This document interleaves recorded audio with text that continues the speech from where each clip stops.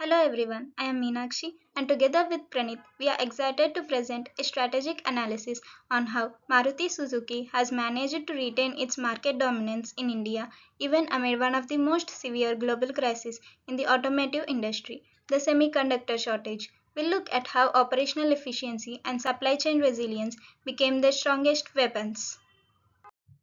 The semiconductor crisis was a global level disruption affecting everything from smartphones to electric vehicles. For automakers, chips are the heart of modern cars, from ECUs to infotainment systems. Maruti Suzuki, India's most trusted brand, faced a dilemma: how to continue operations, meet demand, and defend its leadership. 60% production cut at one point. Despite this, they maintained operations, adapted quickly, and remained profitable. This sets up the real question: how do you stay on top when the most critical component is in short supply?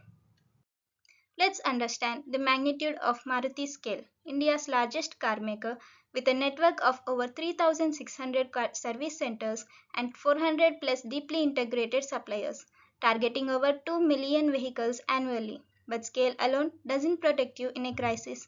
What helped Maruti was its ability to pivot fast and efficiently. Now, let's talk about the engine behind the engine, the supply chain. Tier network. Tier 1s or direct suppliers, Tier 2 and Tier 3 are often MSMEs, the unsung heroes. Collaborations with Nippon, Bosch, Denso, global leaders in auto components. Criticality classification. Not every part is equal. Maruti prioritizes chips, ECUs, powertrains. What's key here is that Maruti didn't just outsource components, they co created with suppliers. Key initiatives include vendor development programs, joint planning tools, supplier quality assurance teams which were deployed on site.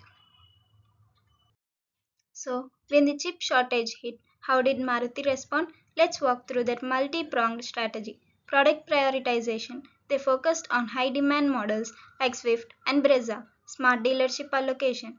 Multi sourcing. They found new suppliers in Taiwan, Korea, and India, reduced vendor approval time significantly.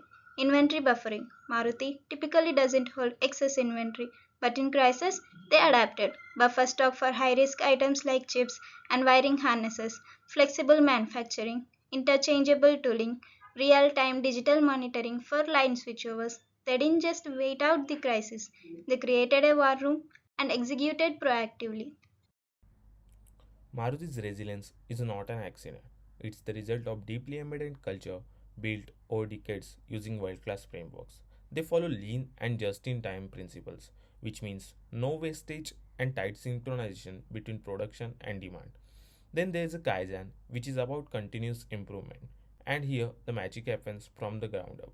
Even floor level employees are empowered to innovate. Then there is a total quality management, which ensures that quality is never outsourced, it's owned at every level. Then there is a risk management, which is proactive, not reactive. Simulations and early warnings help prevent crises. And with total productive maintenance, Maruti ensures that machines don't break because maintenance is predictive, not just and scheduled. Together, these frameworks create agility, consistency, and quality, which helps Maruti in their operational success. Today, supply chains are no longer just about trucks and warehouses. They are driven by visibility and data. Maruti has adapted control towers that gives them real-time visibility across sourcing, inventory, and production. With predictive analytics, they plan demand using both historical data and market trends. They have even piloted blockchain with tier 1 suppliers, which helps them to improve traceability and trust. Automated scorecards provides the real-time data. Their main objective is to evaluate suppliers' performance, and AI-driven forecasting is a game changer for them, especially for components like chips where volatility is very high. This is in Industry 4.0 in action, and Maruti is right at their forefront. So, what has all this effort achieved? First, Maruti maintained over 40% market share even during the crisis.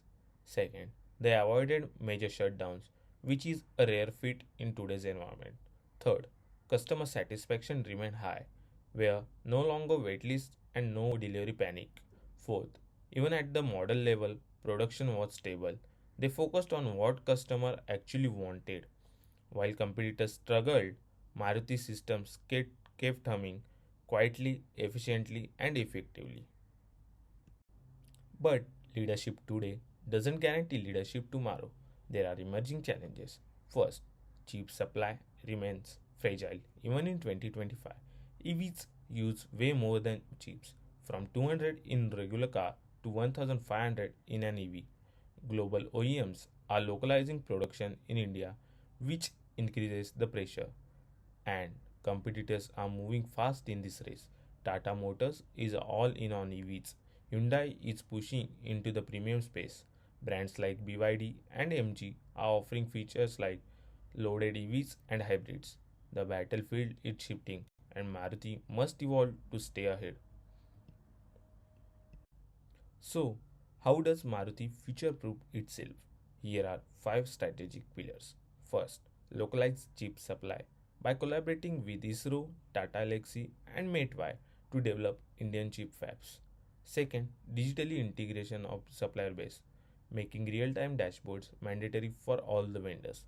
Third, geodiversified sourcing, reducing over dependence on China and Taiwan, and they can explore the options in Vietnam and Eastern Europe. Fourth, agile manufacturing sales with modular lines that can quickly be repurposed for new models. Fifth, sustainable supply chain by tracking scope 3 emissions, adopting green logistics, and following circular economy principles. It's no longer just about cost or speed, it's about resilience, reputation, and responsibility. To conclude, Maruti Suzuki didn't just survive a crisis, it transformed it into a case study in preparedness, adaptability, and operational excellence. In a world full of uncertainty, Maruti proves that the best strategy is one that's built for change. Thank you so much for watching. If you found this video insightful, don't forget to like, share, and subscribe to the channel. And tell us in the comments what's your biggest takeaway from Maruti's journey. Thank you.